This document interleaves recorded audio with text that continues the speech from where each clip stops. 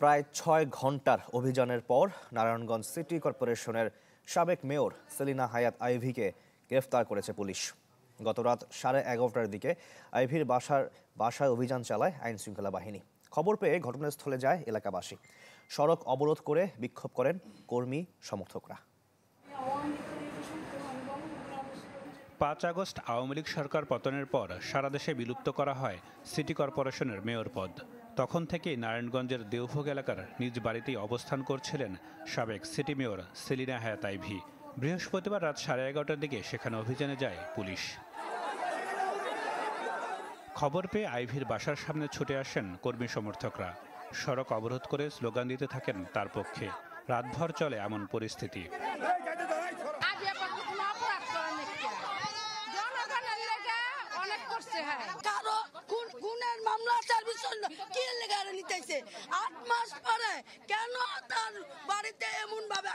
বড় বড় রাঘব বল যারা যায় প্রশাসনের কাছে ছুটে চলে যেতেছে, এগো ধরেন নাকি তাদের দেখে না? নিরীহ মহিলা বাড়িতে আছে, নিষেধাজ্ঞা সত্ত্বেও যায় না কোথাও, তার বিরুদ্ধে আপনারা আসছেন। ভোরের আলো ফুটলে আইভীকে গ্রেপ্তার করে নিয়ে যায় পুলিশ। এ সময় সাবেক মেয়র বলেন, আইনের প্রতি শ্রদ্ধা থাকায় আইন শৃঙ্খলা বাহিনীর সাথে যাচ্ছেন তিনি।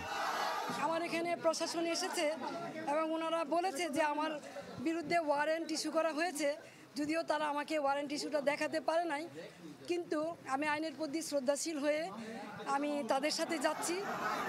পুলিশ জানায়, গণঅভ্যুত্থানে হত্যা ও হত্যা চেষ্টা সহ একাধিক মামলা রয়েছে সেলিনা হায়াৎ আইভীর বিরুদ্ধে। সেসব মামলায় গ্রেপ্তার করা হয় তাকে। তার নামে সিদ্ধিরগঞ্জ থানায় 3টি হত্যা মামলা এবং ফতুল্লা থানায় একটি আদর্শ মামলা রুজু আছে। আমরা সিদ্ধিরগঞ্জ থানায় একটি হত্যা মামলা তাকে গ্রেপ্তার দেখিয়েছি। তাকে আমরা ডিবি কার্য রেখেছি। আজকে আমরা কোর্টে উপস্থাপন করব। গ্রেপ্তার করে নিয়ে যাওয়ার সময় কালীরবাজার এলাকায় আইভীকে বহনকারী পুলিশের গাড়িতে ইটপাটকেল নিক্ষেপ করা হয়। Desk report, channel 24।